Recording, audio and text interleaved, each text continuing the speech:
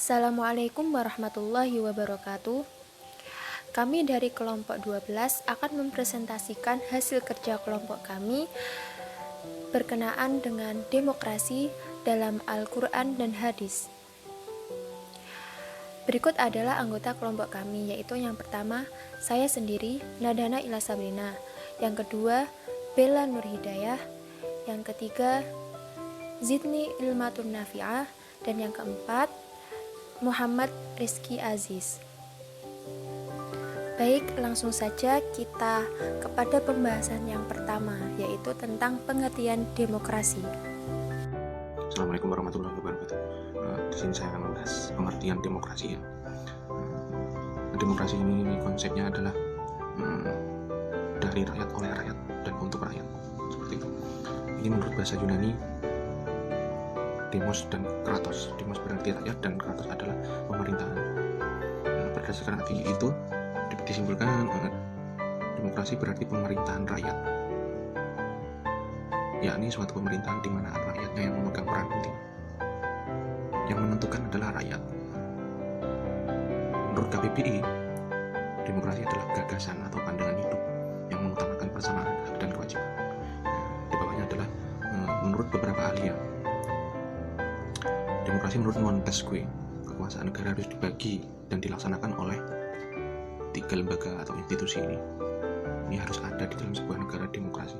Yang pertama adalah badan legislatif, eksekutif, dan yudikatif. Yang pertama adalah legislatif, merupakan pemegang kekuasaan dan membuat undang-undang ini badan legislatif. Yang kedua adalah eksekutif. Yang eksekutif ini memiliki kekuasaan, memegang kekuasaan mengadili pelaksanaan undang-undang. Yang eksekutif melaksanakan undang-undang, pelaksananya eksekutif, pelaksananya undang-undang. Nah, yudikatif ini, yang badan yudikatif ini memegang kekuasaan mengadili pelaksanaan undang-undang. Seperti itu. Yang kedua adalah menurut Abraham Lincoln, yaitu pemerintahan dari rakyat, oleh rakyat, dan untuk rakyat. Yang ketiga adalah demokrasi menurut Aristoteles, mengemukakan ialah suatu kebebasan atau prinsip demokrasi. Jadi menurut Aristoteles, demokrasi itu artinya bebas. Kita itu bebas berekspresi sesuai hukum yang ada di dalam sebuah negara tersebut. Aristoteles ini juga mengatakan apabila seseorang hidup tanpa kebebasan memilih cara hidupnya, artinya ketika seseorang tidak punya kebebasan dalam menjalani hidupnya, maka ia seperti budak. Itu menurut Aristoteles. Ya, di sini mungkin itu saja yang dapat saya sampaikan. Terima kasih. Assalamualaikum warahmatullahi wabarakatuh. Baik, di sini saya akan melanjutkan materi yang kedua, yaitu demokrasi dalam Al-Quran. Demokrasi dalam Al-Quran dimaknai dengan asyura. Mengapa? Karena demokrasi dan asyura memiliki maksud yang sama, yaitu dalam hal musyawarah. Demokrasi sangat erat kaitannya dengan syura. Karena di dalam demokrasi terdapat praktek musyawarah untuk menentukan satu pilihan tertentu atas sebuah musyawarah.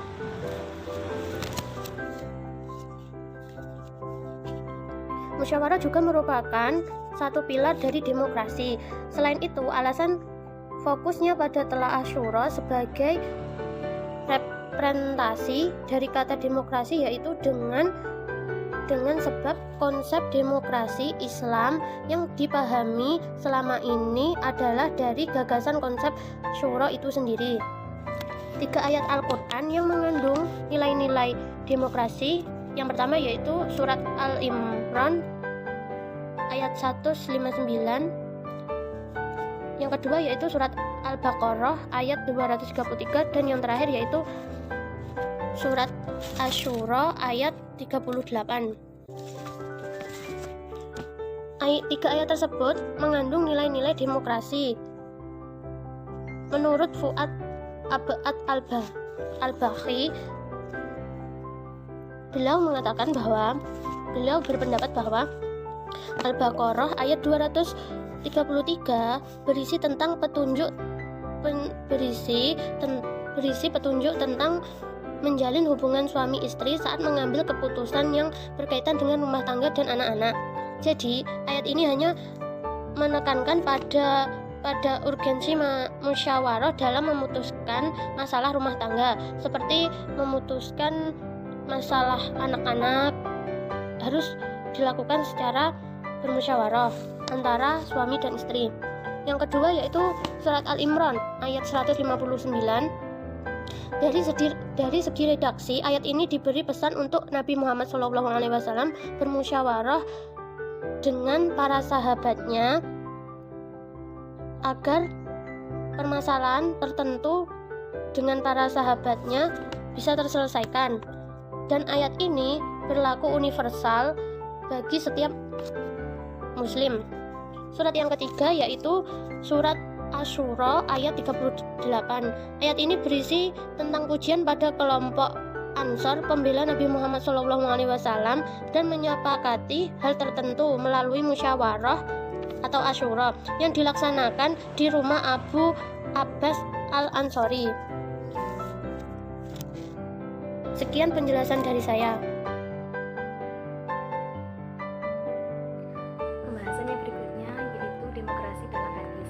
Adapun hadis yang pertama, Bismillahirrahmanirrahim. An Abi Hurairah qala, "Ma ra'aitu ahadan aktsara masyuratan li ashabihi min Rasulillah sallallahu alaihi wasallam." Yang artinya, dari Abu Hurairah menceritakan bahwa tidak seorang pun yang paling demokratis terhadap para sahabatnya kecuali Rasulullah sallallahu alaihi wasallam. Hadis di atas menjelaskan bahwa orang yang demokratis adalah orang yang suka bermusyawarah. Sebagaimana telah dicontohkan oleh Rasulullah, beliau selalu melibatkan para sahabat untuk dimintai pendapat dan melakukan musyawarah bersama. Seperti dalam hal menentukan strategi perang, penataan negara, penentuan hukum sosial, dan lain sebagainya. Adapun hadis yang kedua adalah Bismillahirrahmanirrahim.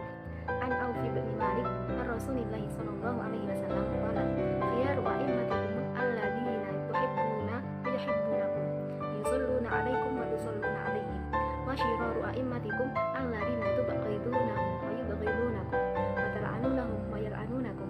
Qila, "Ya Rasulullah, afala nunabiduhum bisayf?" Faqala, "La ma aqamu fikum as-shalah.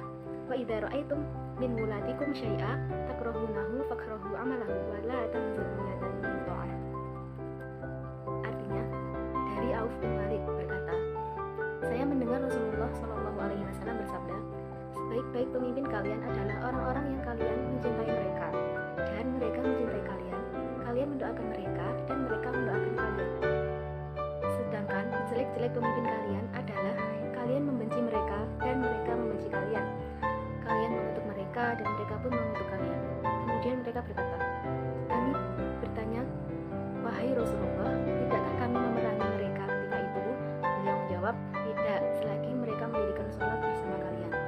Dan barang siapa dipimpin oleh seorang pemimpin, kemudian dia melihat pemimpinnya bermaksiat kepada Allah, hendaknya ia membenci dari perbuatannya, dan janganlah ia melepas dari ketaatannya kepada pemimpinnya."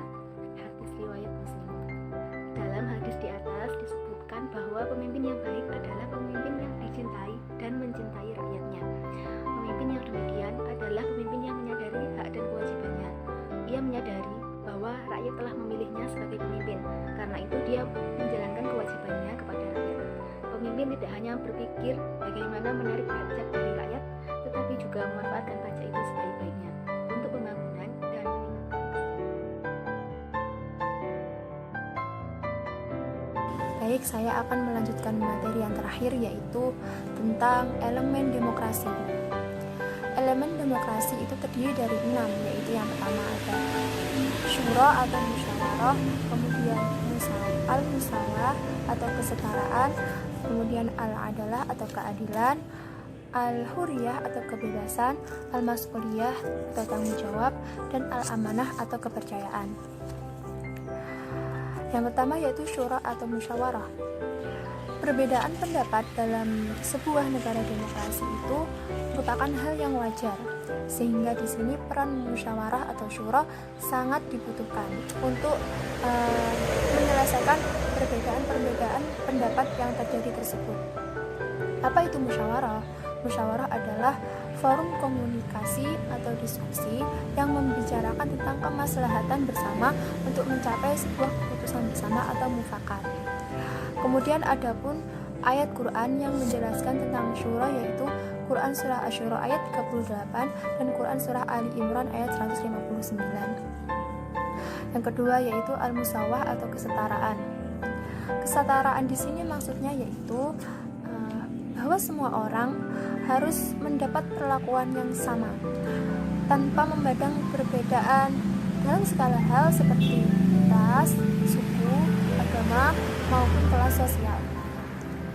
Adapun ayat yang menegaskan tentang konsep musawah yaitu terdapat pada Quran surah An-Nisa ayat 1, Quran surah Ali Imran ayat 159 ditambah dengan sabda Nabi Muhammad SAW kepada keluarga Bani Hashim seperti yang ada di layar. Kemudian yang ketiga yaitu tentang al-adalah atau keadilan. Para pemimpin dalam sebuah negara demokrasi harus bersikap adil dan tidak boleh berat sebelah, tidak boleh membeda-bedakan dalam hal keadilan.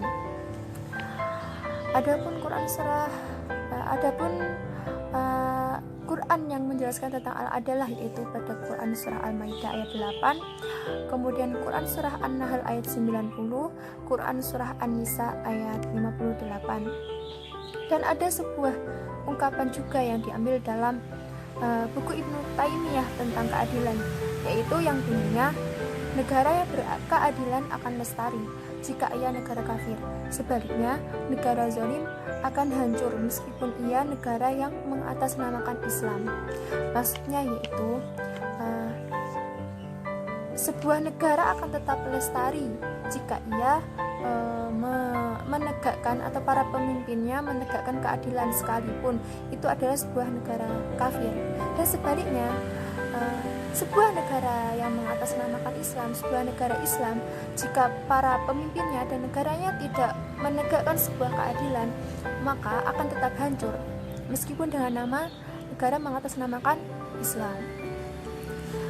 Kemudian yang keempat yaitu hurriyah atau kebebasan. Maksudnya yaitu setiap orang dan warga negara demokrasi berhak untuk mendapatkan kebebasan, yaitu kebebasan untuk mengekspresikan pendapatnya. Adapun penegasan hurriyah ini terdapat dalam Al-Quran surah Al-Kahfi ayat 29. Kemudian yang kelima yaitu al-mas'uliyah atau tanggung jawab. Jadi setiap pemimpin harus memiliki rasa tanggung jawab, yaitu bertanggung jawab atas amanahnya sebagai seorang pemimpin di hadapan para rakyat maupun di hadapan Tuhan Yang Maha Esa. Adapun penegasan mas'uliyah ini terdapat pada Quran surah Thaha ayat 132, Quran surah At-Tahrim ayat 6 dan sabda Nabi Muhammad SAW serta perkataan Ibnu Taimiyah seperti yang tercantum di layar. Kemudian yang terakhir yaitu tentang al-amanah atau kepercayaan. Al-amanah dan al-mas'uliyah ini masih saling berhubungan, di mana mas'uliyah merupakan subjek yang membawa amanah, sementara amanah merupakan objek yang dibawa oleh mas'uliyah. Jadi dalam negara demokrasi antara pemimpin dan rakyat itu harus saling mempercayai, yaitu pemimpin percaya kepada rakyat bahwa rakyatnya dapat menjadi warga negara yang baik. Begitu pula dengan rakyatnya harus mempercayai seorang pemimpin bahwa pemimpin tersebut dapat menjalankan tugasnya dengan baik, dapat memimpin negaranya dengan baik. Adapun ayat Quran yang menjelaskan tentang amanah yaitu terdapat pada Quran surah An-Nisa 58. Sekian penjelasan dari kelompok kami yaitu kelompok 12. Apabila ada salah kata ataupun perbuatan, saya mewakili kelompok kami memohon maaf yang sebesar-besarnya. Sekian, terima kasih. Wassalamualaikum warahmatullahi wabarakatuh.